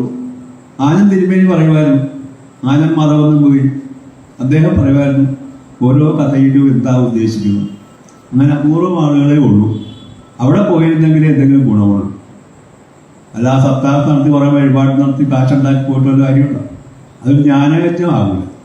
ഇതൊരു ജ്ഞാനവേദ്യമാണ്. അങ്ങനെ ബാല്യവും കൗമാരവും കുട്ടികളെ വിദ്യാഭ്യാസം തുടങ്ങി ദിവസവും പഠനം തന്നൂർഭേദം നിർബന്ധമായിട്ട് പഠിക്കണം. ആ പഠിച്ചത് അന്ന് തന്നെ പോയി പ്രാക്ടീസ് ചെയ്യും. കാട്ടിൽ പോയി യുദ്ധം ചെയ്യുക. അപ്പം തിയറി പ്രാക്ടീസ് അന്ന് തന്നെ നടത്തും. അത് കഴിഞ്ഞ് വൈകുന്നേരം വരും. ഒരു കുട്ടിയുടെ ജീവിതം അത് കഴിഞ്ഞാൽ വൈകുന്നേരം എങ്ങനെയാണെന്ന് രാമായണത്തിൽ പറഞ്ഞു തരുന്നുണ്ട്. വന്നു കഴിഞ്ഞാൽ സ്നാനം കഴിഞ്ഞ് ഈശ്വര പ്രാർത്ഥന കഴിഞ്ഞ് കുടുംബാംഗങ്ങളിരുന്ന് നാട്ടുകാര്യങ്ങൾ ചർച്ച ചെയ്യും. ഈശ്വര പ്രാർത്ഥനയ്ക്ക് ശേഷം കുടുംബാംഗങ്ങളിരുന്ന് നാട്ടുകാര്യങ്ങൾ ചർച്ച ചെയ്യും. അതിനുശേഷം ഭക്ഷണം കഴിക്കും. ഭക്ഷണം കഴിച്ചതിന് ശേഷം പുരാണ കഥകൾ കേൾക്കും. അത് കഴിഞ്ഞ് ഉറക്കം. ഇത് ശ്രദ്ധിക്കേണ്ടതാണ്. ഒരു കുടുംബത്തിൽ എങ്ങനെയായിരിക്കണം വൈകുന്നേരത്തെ ദിവസം, വൈകുന്നേരം എങ്ങനെയായിരിക്കണം? ഈശ്വര പ്രാർത്ഥന കഴിഞ്ഞു. നമുക്ക് വീട്ടുകാര്യങ്ങൾ സംസാരിക്കാനുള്ളത് എപ്പോഴാണ്? ഈശ്വര പ്രാർത്ഥനയ്ക്ക് ശേഷം കുടുംബാംഗങ്ങളിരുന്ന് സംസാരിക്കണം. ഒരു കുടുംബം നന്നായി പോകണമെങ്കിൽ അച്ഛനും അമ്മയും കുട്ടികളുമായിട്ട് ഒരു ദിവസം 1 മണിക്കൂർ അല്ലെങ്കിൽ അരമണിക്കൂറെങ്കിലും ഒന്നിച്ചിരുന്ന് സംസാരിക്കണം. അങ്ങനെ എത്ര കുടുംബങ്ങളുണ്ടാവും? അങ്ങനെയുള്ള കുടുംബങ്ങളിൽ ഐശ്വര്യമുണ്ടാവൂ. മാതാപിതാക്കളും കുട്ടികളും തമ്മിൽ ബന്ധമുണ്ട്. നമുക്കങ്ങനെ ഒരു പാരമ്പര്യം പല വീടുകളിലും ഇല്ല. ഇതുണ്ടാക്കി എടുക്കണം. ഭാര്യയ്ക്ക് ഭർത്തനാമോടെ എന്തെങ്കിലും കാര്യങ്ങൾ പറയാനുണ്ടെങ്കിൽ പറയേണ്ടത് ഈ സമയത്തായിരിക്കണം. നമ്മൾ രാജ്യകാര്യം ചർച്ച ചെയ്ത വീട്ടുകാരും ചർച്ച ചെയ്താൽ ഇതിന് പകരം ഭർത്താവ് ജോലിയും കഴിഞ്ഞ് വന്നിരുന്ന് ഭക്ഷണം കഴിച്ചുകൊണ്ടിരിക്കുമ്പോഴാണ് പുള്ളിക്ക് ഇഷ്ടമില്ലാത്തതാണെങ്കിലും അങ്ങോട്ട് ഉന്നയിക്കും. അവിടെ കലി കയറിയിട്ട് ചോറ് പാത്രം എടുത്ത് കയറിച്ചെന്നും വരും. ഭക്ഷണം കഴിക്കുമ്പോൾ ഒരു വിഷയത്തെക്കുറിച്ചും സംസാരിക്കരുത്. അറിഞ്ഞിരിക്കേണ്ട വിവരമാണ്. ഭക്ഷണം കഴിക്കുമ്പോൾ ഒരു വിവരത്തെക്കുറിച്ചും ഒരു കാര്യത്തെക്കുറിച്ചും വീട്ടിൽ സംസാരിക്കരുത്. ഈ അന്നമെന്ന് പറയുന്നത് ബ്രഹ്മമാണ്. ഈ ജീവൻ നിലനിർത്തുന്നത് അന്നമാണ്. ആ അന്നം എനിക്ക് എന്നും സുലഭമായി ലഭിക്കണേ, ആരോഗ്യമുള്ള ഭക്ഷണം കിട്ടണേ എന്ന് പ്രാർത്ഥിച്ചുകൊണ്ട് അത് കഴിക്കുക. വേറൊരു വിഷയത്തെക്കുറിച്ചും ചർച്ച ചെയ്യാൻ പാടില്ല. തെളിവ് സഹിതമാണ് പറയുന്നത്.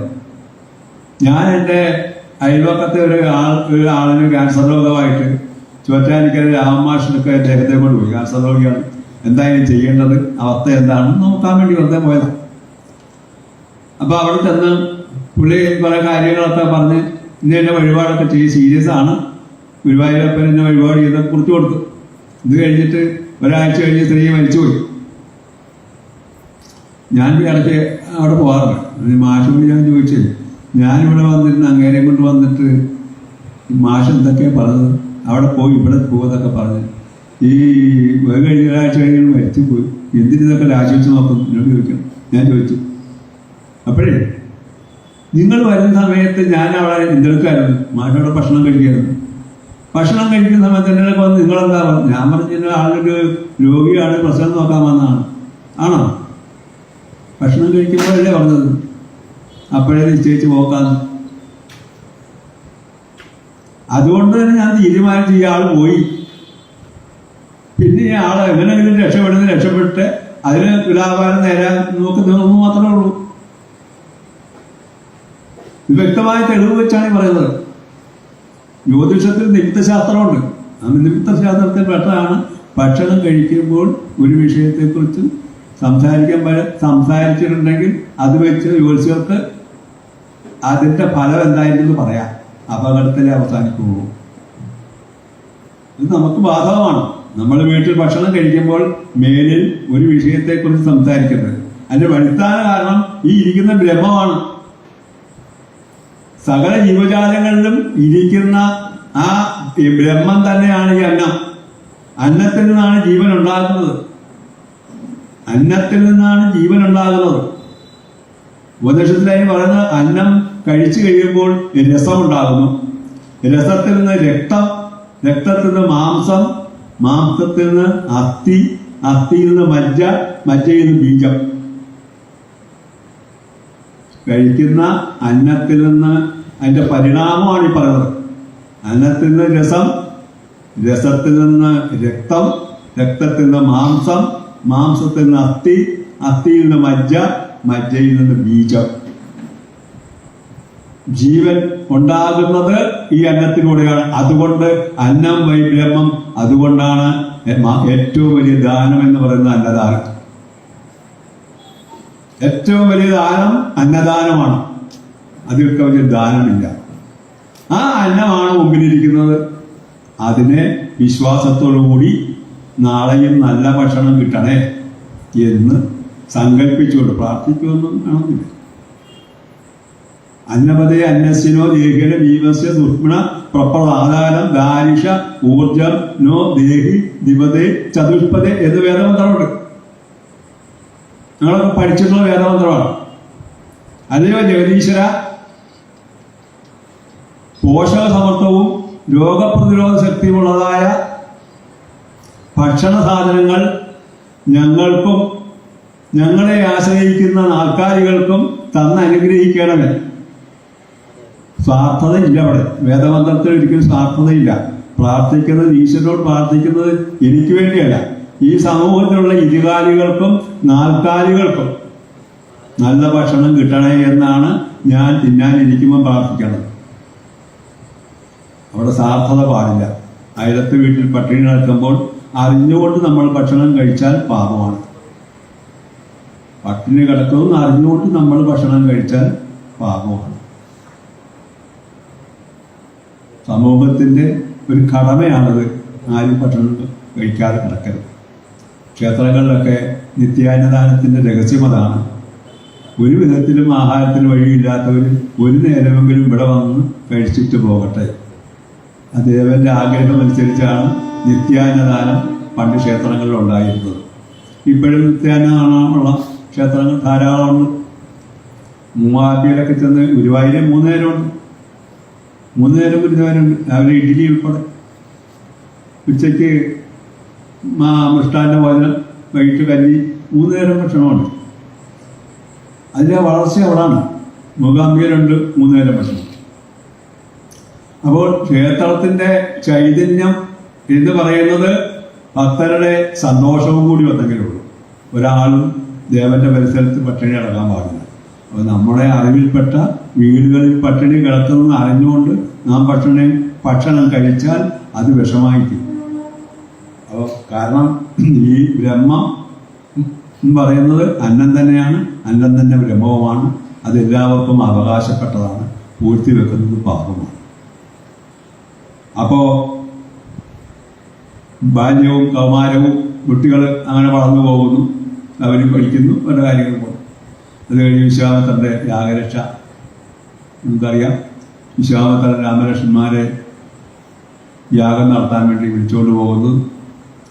ദശരഥന് താല്പര്യമില്ലെങ്കിലും വസിഷ്ഠ മഹർഷിയുടെ നിർബന്ധം കൊണ്ട് വിടുന്നു.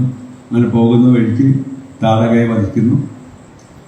യഥാർത്ഥ വിശ്വാമിത്രൻ രാമലക്ഷ്മന്മാരെ കൊണ്ടുപോയത് യാഗരക്ഷയ്ക്ക് വേണ്ടിയൊന്നും അല്ല.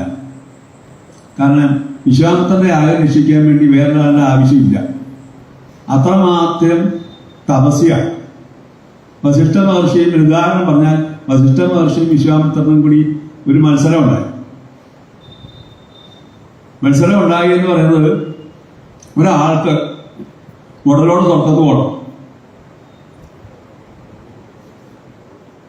ഉടലോട് സ്വർഗത്ത് പോകണം എന്ന് പറഞ്ഞു കഴിഞ്ഞപ്പോൾ വസിഷ്ഠ മഹർഷിയൊക്കെ ചെന്നു.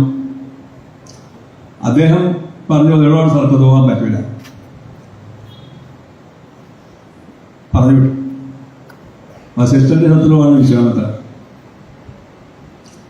വിശ്വാമിത്രനൊക്കെ വന്ന് വിവരം പറഞ്ഞു കഴിഞ്ഞപ്പോൾ അത് പാടില്ലാത്തതാണ്. അത് വസിഷ്ഠനും പറഞ്ഞു പറ്റില്ല. വസിഷ്ഠൻ പറഞ്ഞോ, എന്നാൽ ഞാൻ സാധിച്ചത്. അങ്ങനെ യാഗം തുടങ്ങി.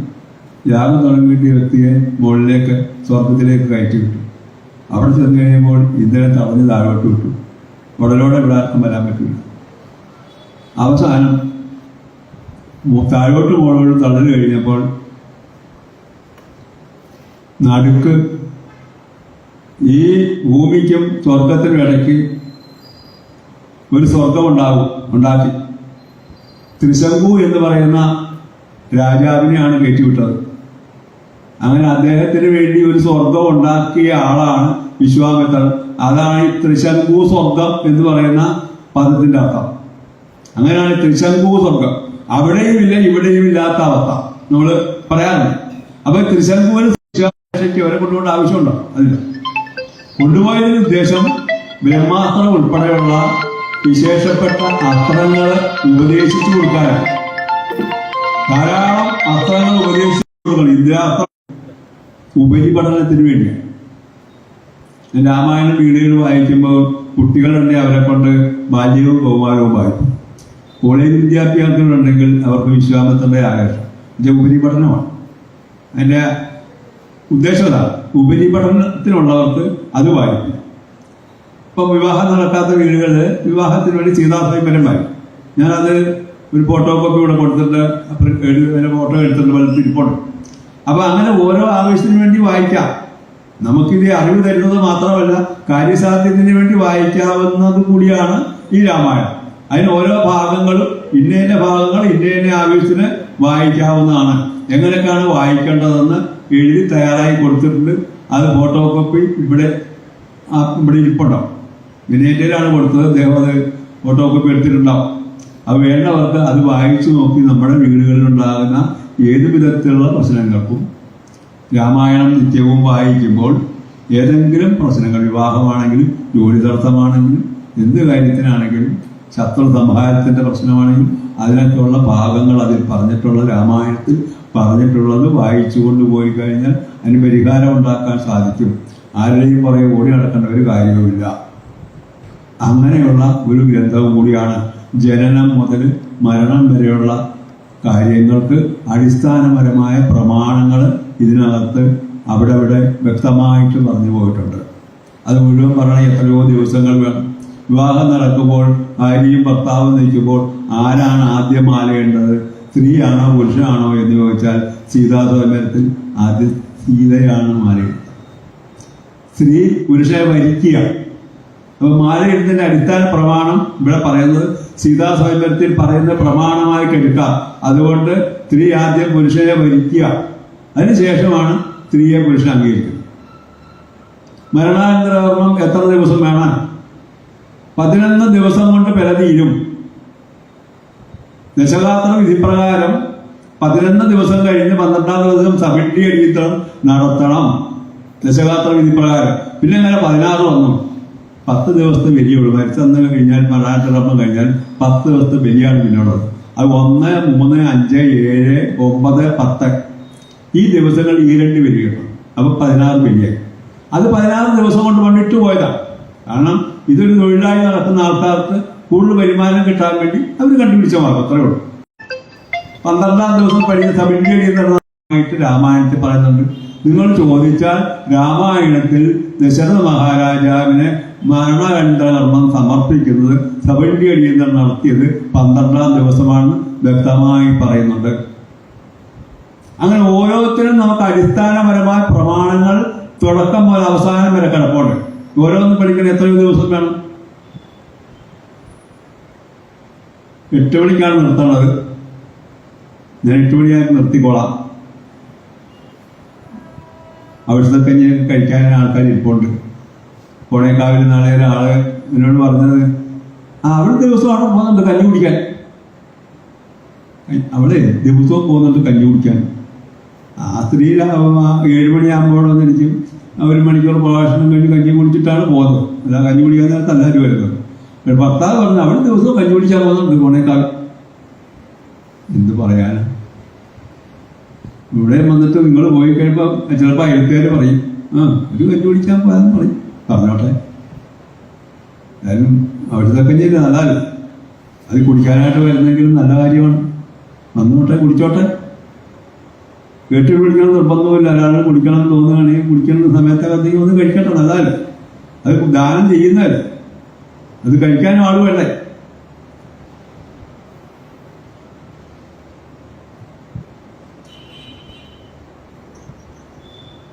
അങ്ങനെ അവിടെ ഇവിടെ അങ്ങനെ ടച്ച് ചെയ്ത് അല്പാൽപ്പം കാര്യങ്ങൾ പറഞ്ഞ് പോകാനേ പറ്റുള്ളൂ. 1 മണിക്കൂർ കൊണ്ട് രാമായണത്തിന്റെ ഒരു ഭാഗത്തേക്ക് എത്താൻ പോലും പറ്റില്ല.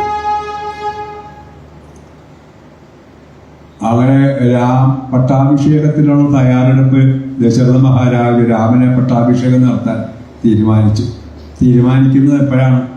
ഭരതനും ശത്രുഘ്നനും അമ്മ വീട്ടിൽ പോയിരിക്കുന്ന സമയത്താണ്. ഭരതനും ശത്രുഘ്നനും അമ്മ വീട്ടിൽ പോയിരിക്കുന്ന സമയത്താണ് രാമന് പട്ടാഭിഷേകം നടത്താൻ ദശരഥൻ തീരുമാനിക്കുന്നത്. ചിലർ ചോദിക്കുന്നത് എങ്ങനെ കിട്ടി? വാൽമീകി രാമായണത്തിൽ വളരെ വ്യക്തമായിട്ട് പറയുന്നത് ഇതിലുണ്ട്. വാൽമീകി രാമായണത്തിൽ വ്യക്തമായിട്ട് പറയുന്നത് ഈ പട്ടാഭിഷേകത്തിന്റെ വിവരം കേകയ രാജ്യത്തും പിന്നെ മറ്റൊരു സ്ഥലത്തുകൂടെ പറയുന്നില്ല. 2 സ്ഥലങ്ങളിൽ അറിയിക്കുന്നില്ല. സീതയുടെ വീട്ടിൽ ജനകനെയും കേകയ രാജാവിനെയും അറിയിക്കാതെയാണ് പട്ടാഭിഷേകം നടത്തിയിരിക്കുന്നത്. വാൽമീകി രാമായണത്തിന് അങ്ങനാവും. ഒരു ചെറിയ വക്രബുദ്ധി അവിടെ പ്രയോഗിച്ചു. രാമനാണ് അവകാശിയെങ്കിലും തർക്കം ഉണ്ടായാലോ അത് വരാതിരിക്കാൻ വേണ്ടി ഭരതൻ ഇവിടെ ഇല്ലാത്ത സമയം നോക്കി ഒരു തട്ട് വെച്ചാണ്. അത് കൈകേയിയോട് മന്ദര വന്ന് പറഞ്ഞിട്ട്, ഇപ്പൊ കൈകേയി എന്ന് പറയുന്നത് സുന്ദരിയാണ്, സുശീലയാണ്, ബുദ്ധിമതിയാണ്, യുദ്ധത്തിൽ അത് സമർത്ഥയാണ്, എല്ലാവർക്കും ഇഷ്ടപ്പെട്ട രീതിയിൽ പെരുമാറുന്നവളാണ്, യാതൊരു വക്രബുദ്ധി ഇല്ലാത്തവളാണ്. ദശരഥ മഹാരാജാവ് ഇത്രയും ഇഷ്ടപ്പെട്ട ഭാര്യ വേറെയില്ല. കാരണം എല്ലാ ഒത്തണയോളം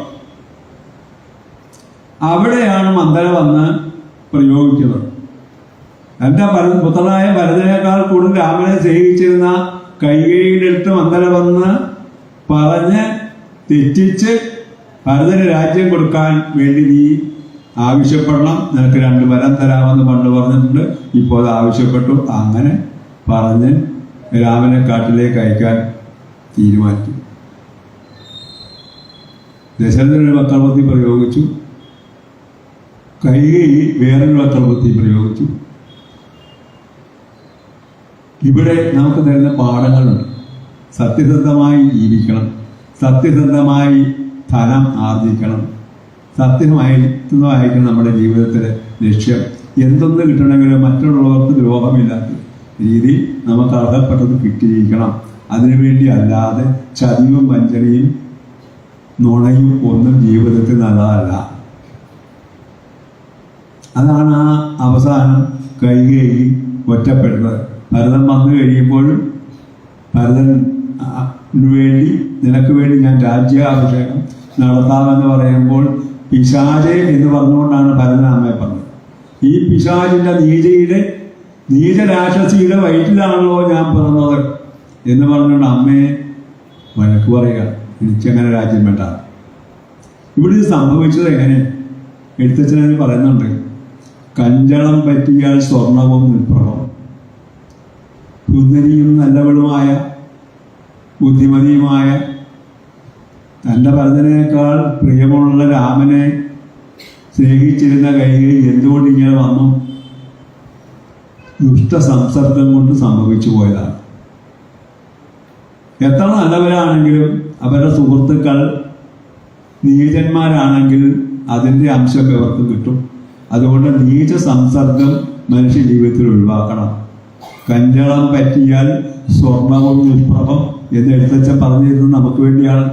സ്വർണമാണെങ്കിലും അതിൻ്റെ പുറത്ത് ചെളി പറ്റിയാൽ അതിൻ്റെ പ്രഭ പോകും. എത്ര നല്ല വ്യക്തിയും എത്ര കഴിവുള്ളവനും മോശമായ ആൾക്കാരുമായി കൂട്ടുകൂടി നടന്നാൽ അവന് സമൂഹത്തിൽ വിലയില്ലാതാകും. അപ്പോൾ ഒരു വ്യക്തി സമൂഹത്തിൽ മാന്യനായി ജീവിക്കണമെങ്കിൽ നല്ല വസ്ത്രം ധരിച്ചുകൊണ്ടും സംസാരിച്ചുകൊണ്ടും പണം ഉണ്ടായതുകൊണ്ടും കാര്യമില്ല. അവന്റെ സുഹൃത്തുക്കൾ അവനൊപ്പം നിൽക്കാവുന്ന മാന്യന്മാരായിരിക്കണം. അവന് യോജിക്കാത്ത സുഹൃത്തുക്കളെ കൊണ്ട് നടന്നാൽ അവനും നാറും. ഗുരുദേവൻ പറഞ്ഞിട്ടില്ലേ, ചെത്തി നടക്കുന്നവനെ ചുമന്നാൽ അവനും നാറും നമ്മളും നാറും. അതുകൊണ്ടാണ് ചെത്ത് നിർത്തണം. അത് ഈ സമൂഹത്തിന് ദ്രോഹം ചെയ്യുന്ന ഒരു തൊഴിലാണ്. സമൂഹത്തിന് ദ്രോഹം ചെയ്യുന്ന ഒരു തൊഴിലാണ്. കാരണം കുടുംബം നശിപ്പിക്കുന്നതിന് കാരണമാകുന്ന ഒരു തൊഴിലാണ്. ഞാൻ ഒരാൾക്ക് കല്യാണം ആലോചിക്കുന്ന കാര്യം ഒരു അമ്മയായിട്ട് സംസാരിച്ചു, മോക്ക്. അപ്പം അതിന് മോള് നല്ല വിദ്യാഭ്യാസമൊക്കെ ഉണ്ട്, എല്ലാം ഉണ്ട്, എല്ലാം ഒരു കുഴപ്പമില്ല, നല്ല വിവാഹം നടക്കും. അപ്പം അതിന് ജോലി ഉണ്ടെങ്കിൽ കൊള്ളാം, ഉദ്യോഗസ്ഥനായാൽ കൊള്ളാം, കമ്പനി ജോലിയാകാം, പിന്നെ പുറത്തായാലും കുഴപ്പമില്ല, ഇതൊന്നുമല്ല ബിസിനസ്സുകാരാണെങ്കിലും കുഴപ്പമില്ല അല്ലേ. ആ കുഴപ്പമില്ല. ഒരു കാര്യം, ഷാപ്പുള്ള വീടാകരുത്. എറണാകുളം ജില്ലയിലെ ഏറ്റവും വലിയ ഷാപ്പ് മുതലാളിയുടെ സഹോദരിയാണ് എന്നോട് പറഞ്ഞത്. ഏറ്റവും വലിയ പണക്കാരനാണ്. ഷാപ്പ് മുതലാളിയുടെ സഹോദരി എന്നോട് പറഞ്ഞാണ് ഷാപ്പുള്ള വീടായിരിക്കരുത്. കാരണം ഈ പണം, ഇതുകൊണ്ട് കിട്ടുന്ന പണം ഒരുപാട് പേര് കണ്ണീര് കുടിപ്പിച്ച പണമാണ്.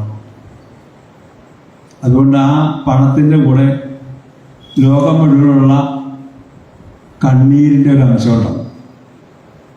അത് അനുഭവിച്ചിട്ട് അമ്മ പറഞ്ഞാണ്, മദ്യ വ്യാപാരം നടത്തുന്നവരാരാണെങ്കിലും അവർക്ക് സ്വന്തമായ ജീവിതം ഉണ്ടാവുകയില്ല, ഉറപ്പാണ്.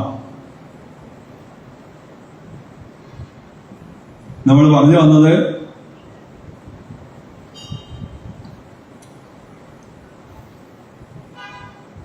ഈ സമയത്ത് ലക്ഷ്മണ സാന്ത്വനം എന്നൊരു ഭാഗമുണ്ട്.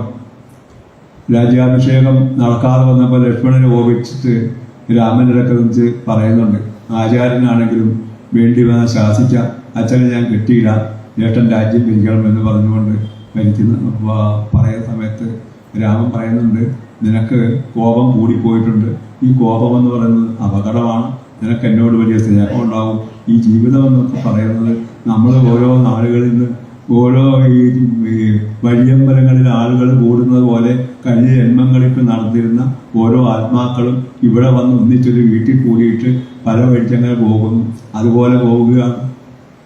പാമ്പിൻ്റെ ഉള്ളിൽപ്പെട്ട തവള ജീവൻ പോകുമ്പോഴും അത് ഭക്ഷണത്തിന് വേണ്ടി ആഗ്രഹിക്കും.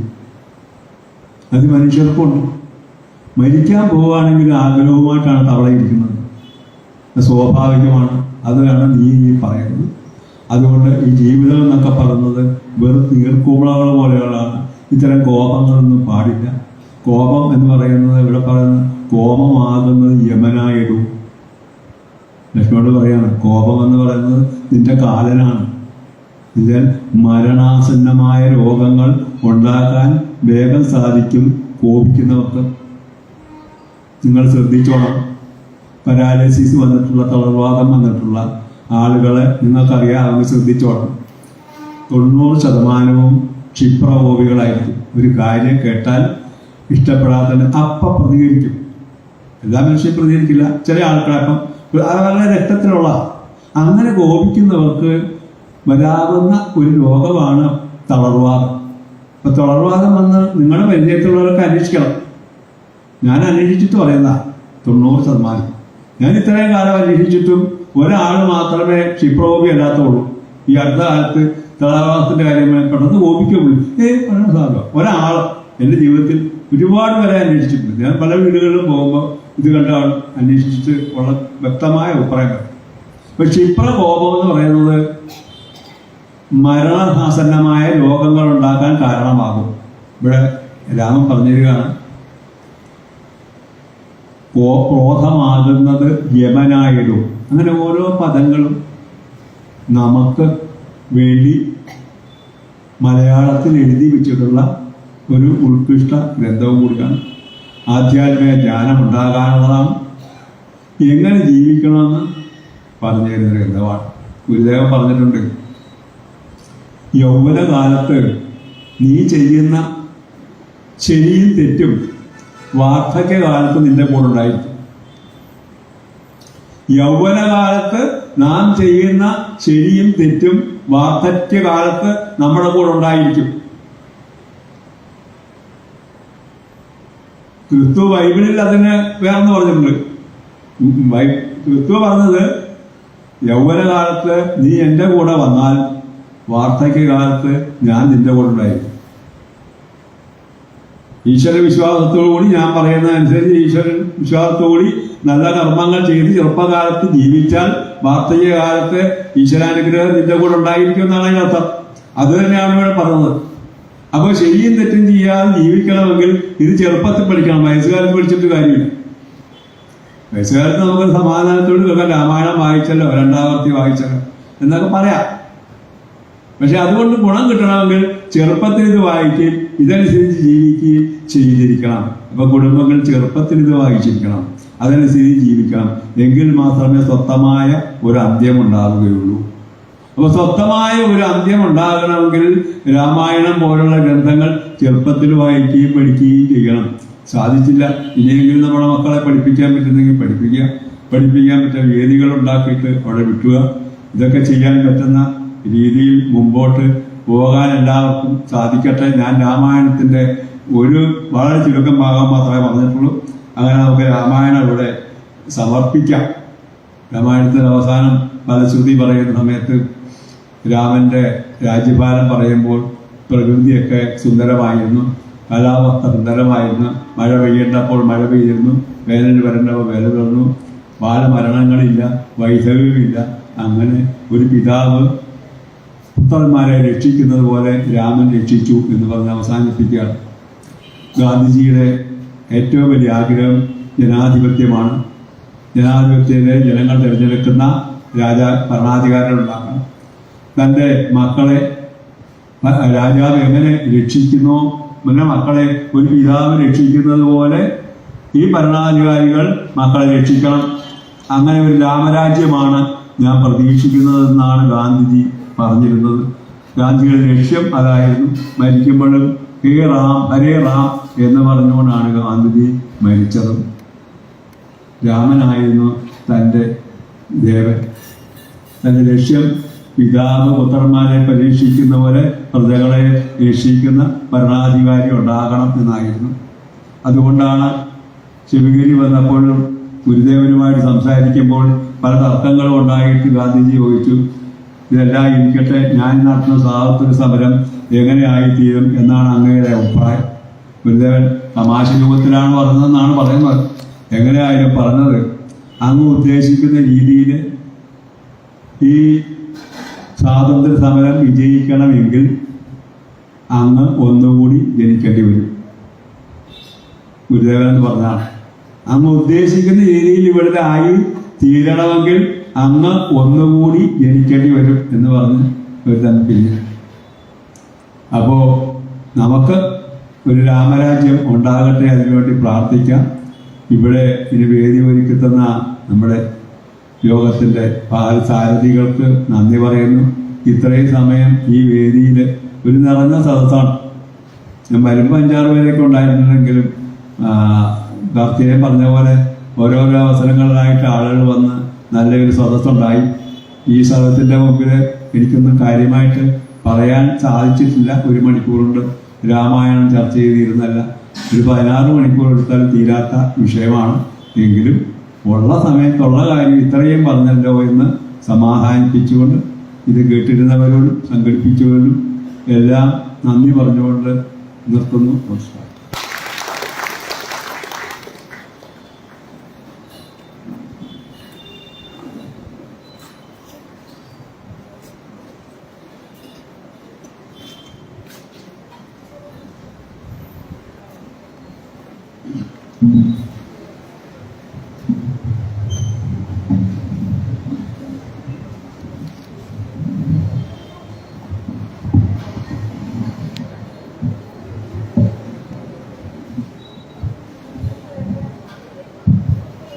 എല്ലാവർക്കും നമസ്കാരം.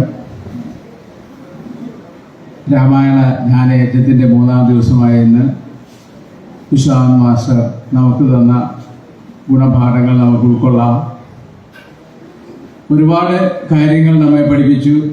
നമ്മുടെ കുടുംബജീവിതത്തിൽ എങ്ങനെ നമ്മൾ കുടുംബജീവിതം മുന്നോട്ട് കൊണ്ടുപോകണമെന്നും കുട്ടികളെ എങ്ങനെ വളർത്തണമെന്നും വീട്ടിൽ നമ്മൾ എങ്ങനെ പെരുമാറണമെന്നും ഒക്കെ നിത്യജീവിതത്തിൽ ഗുണം ചെയ്യുന്ന ഒരുപാട് കാര്യങ്ങൾ അദ്ദേഹം നമ്മളെ പഠിപ്പിച്ചു. അത് നമുക്ക് നിത്യജീവിതത്തിൽ പ്രാവർത്തികമാക്കാൻ കഴിഞ്ഞാൽ തീർച്ചയായും നമ്മുടെ മുന്നോട്ടുള്ള ജീവിതം സന്തുഷ്ടമായിരിക്കും എന്നുള്ളതിൽ യാതൊരു തർക്കമില്ല. ഇത്ര ഭംഗിയായി രാമായണത്തിലൂടെ നമ്മളുടെ ജീവിത രീതി എങ്ങനെ വേണമെന്ന് നമ്മളെ പഠിപ്പിച്ച വിശ്വനാഥ മാസ്റ്റർക്ക് ഞാൻ നിങ്ങൾ ഓരോരുത്തരുടെയും പേരിലും SNPC-യുടെയും SNDP-യുടെയും പേരിലും നന്ദി അറിയിക്കുന്നു. അങ്ങേക്ക്